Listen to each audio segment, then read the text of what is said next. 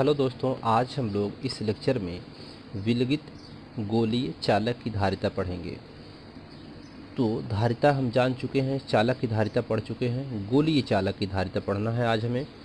यह गोली चालक की धारिता भी आपको बताया जा सकता है और विलगित गोली चालक की धारिता भी बताया जा सकता है। तो जैसे हम लोगों ने माना, फिगर को समझिए कि माना आर त्रिज्या का एक गोला है और यह गोला जो है इसको प्लस क्यू आवेश दिया जाता है। आर त्रिज्या के गोले को प्लस क्यू आवेश दिया जाता है, तो यह आवेश इस गोले के पृष्ठ पर चारों ओर समान रूप से वितरित हो जाता है। ठीक, आवेश इस गोले के चारों ओर समान रूप से वितरित हो जाता है, जिसके कारण यह गोला एक समविभव पृष्ठ की भांति व्यवहार करता है। ठीक है, यानी उस समविभव पृष्ठ की तरह कार्य करना शुरू कर देता है ये गोला। अब इसमें जो विद्युत बल रेखाएं हैं, ये विद्युत बल रेखाएं जो हैं, यह ऐसी प्रतीत होती हैं जो गोले के केंद्र से होकर के लंबवत बाहर की तरफ निकल रही हैं। ठीक है, तो गोले की सतह पर विद्युत विभव क्या होगा? ठीक, इसको एक बार और समझिए कि एक आर त्रिज्या का गोला है और इस पे प्लस क्यू आवेश देने पर इसके पृष्ठ पर समान रूप से आवेश वितरित हो जाता है, और ये समान रूप से जो वितरित आवेश होते हैं ये एक समविभव पृष्ठ की तरह कार्य करते हैं, और इनकी जो विद्युत बल रेखाएं होती हैं ये केंद्र से बाहर लंबवत बाहर की ओर निकलती हुई दिखाई देती हैं।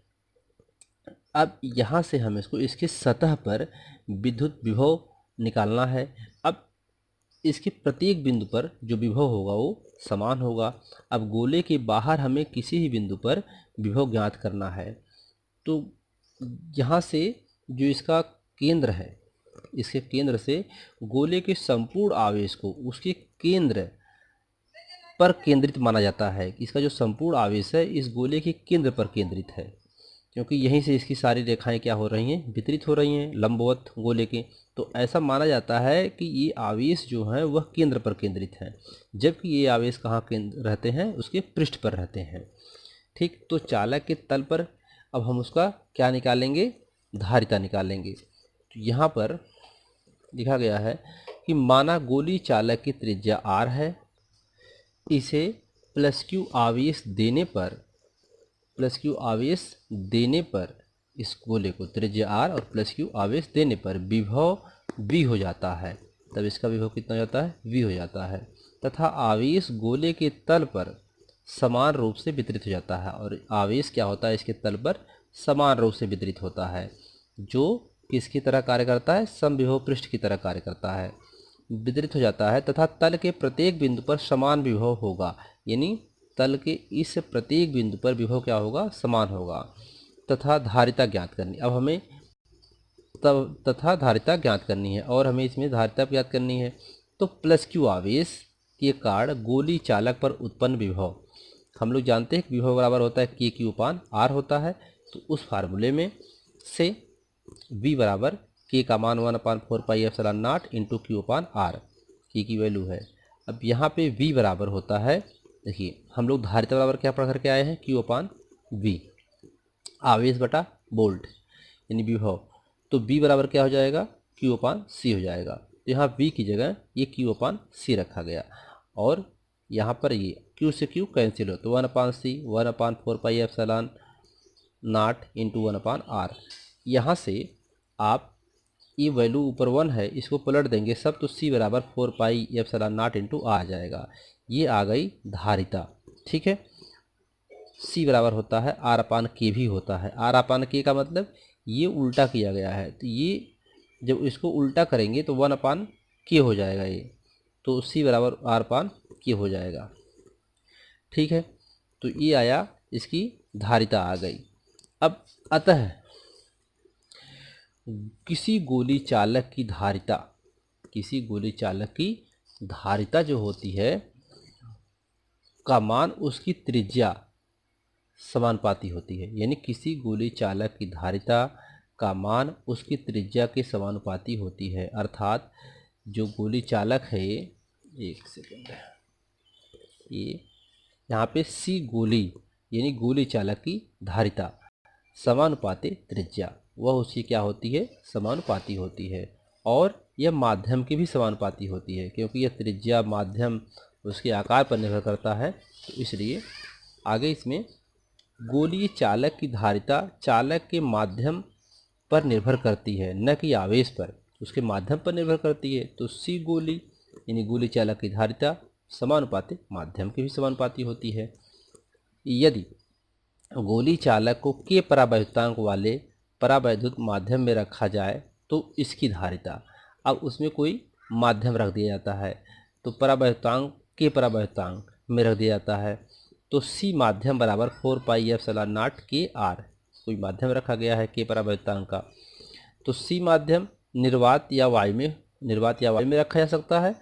तो 4πε0 के आर, ये हम लोग पीछे पढ़ करके आए हैं, अभी यही इसमें निकाले अभी यहाँ पे सी बराबर 4πε0 इंटू आर, तो यहाँ पे माध्यम रख दिया गया के, तो इसमें के आ गया, सी माध्यम अपान बटा निर्वात या वायु में रखा गया, तो 4πε0 के आर, और ये सी निर्वात या वायु के लिए जो हम लोगों ने निकाला 4πε0 के अनुपात में, ये इससे कट जाएगा, इससे कट जाएगा, के बचेगा, तो सी माध्यम बटा सी निर्वात बराबर के।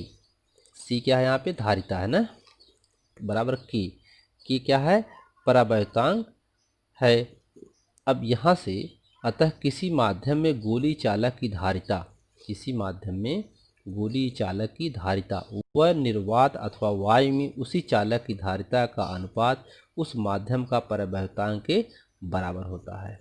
ठीक, अब सी बराबर क्या है, 4πε0 इंटू आर से, अब इस सूत्र से ε0 निकाल सकते हैं। ε0 लोगे तो ये 4π और r इसके बटे में हो जाएंगे, तो c बराबर 4πr।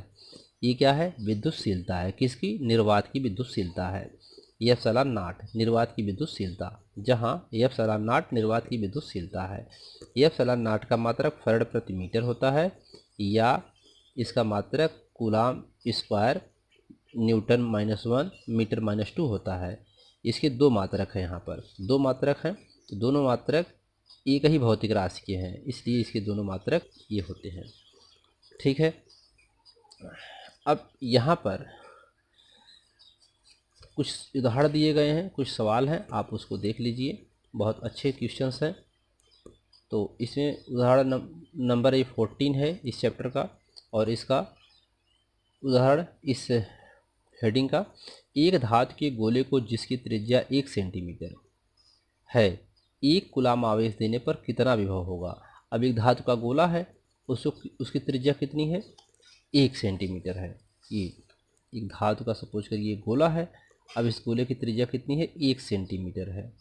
कह रहा है कि इसमें 1 कूलाम आवेश देने पर, इस पर आवेश कितना दिया जा रहा है सर, इस पर आवेश जो है 1 कूलाम दिया जा रहा है, अर्थात क्यू इसमें जो दिया जा रहा है 1 कूलाम दिया जा रहा है। तो कह रहा है कि इस पे विभव कितना होगा, वी ज्ञात कीजिए, इसमें वी फाइंड करना है हमको। ठीक है, तो यहाँ से देखते हैं कि माना आर गोले की त्रिज्या, आर त्रिज्या की गोलेकार चालक की धारिता, यानी मान लिया जो गोला है उसकी त्रिज्या कितनी है, आर है, उस चालक की धारिता सी बराबर 4πε0 आर होती है। ठीक है, चालक को क्यू आवेश देने पर विभव बी बराबर Q/C होगा। अब क्यू और सी जो है, अब ये Q/C कैसे हुआ, अभी पीछे हम लोग पढ़ करके आ रहे हैं, तो उस फार्मूले से Q/C होगा V बराबर, Q बराबर हुआ, अब C की वैल्यू Q/4πε0 इंटू आर। इसको अब Q की वैल्यू यहाँ पर, ये वैल्यू 1/4πε0 जो है वह K है, तो इसको अलग कर लेते हैं, Q/R बचेगा। इसकी वैल्यू जो होती है K की वैल्यू, अर्थात इसकी वैल्यू 9×10⁻9 होता है, Q/R है, तो Q/R, Q की वैल्यू क्या है, 1 कूलाम आवेश दिया जा रहा है उस गोले पर, और R मतलब त्रिज्या कितनी है, 1 सेंटीमीटर। 1 सेंटीमीटर को मीटर में बदलोगे तो 10⁻2 मीटर हो जाएगा। तो यहाँ से इसको सॉल्व करेंगे, ये ऊपर जाएगा तो माइनस यहाँ प्लस हो जाएगा, तो 11 हो जाएगा। 9×10⁻11 वोल्ट उसका विभव, उस पर 1 कूलाम आवेश देने पर 1 सेंटीमीटर की त्रिज्या पर उसका विभव 9×10⁻11 वोल्ट होगा। ठीक, एक और एग्जाम्पल देखते हैं। पृथ्वी को 6.4 × 10⁻³ किलोमीटर त्रिज्या का गोलाकार चालक मानकर, हम पृथ्वी को मान लेते हैं कि उसकी जो त्रिज्या है 6.4 × 10⁻³ किलोमीटर है, या 6400 किलोमीटर कह सकते हैं। त्रिज्या का गोलाकार चालक मानकर पृथ्वी की विद्युत धारिता की गणना कीजिए। उसकी विद्युत धारिता निकालनी है। तो बहुत सिंपल है। तो आर त्रिज्या की गोलाकार चालक की धारिता, यहाँ गोलाकार चालक लिखा गया, मतलब पृथ्वी गोल होती है तो मान लिया कि उसकी जो त्रिज्या कितनी आर है और उसकी धारिता कितनी सी बराबर 4πε0 आर होगी। इसका मान यहाँ से यहाँ तक इसको लिख सकते हैं 1/9 × 10⁹ लिख सकते हैं, इंटू आर की वैल्यू ये दिया हुआ है 10⁻6 किलोमीटर को मीटर में बदल देंगे, 10⁻6 हो जाएगा।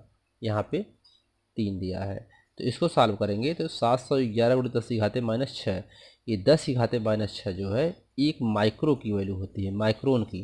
तो 711 माइक्रोन फैराड आ गया उसकी धारिता, किसकी, पृथ्वी, जो पृथ्वी की विद्युत धारिता आ गई कितनी, 711 माइक्रो फैराड।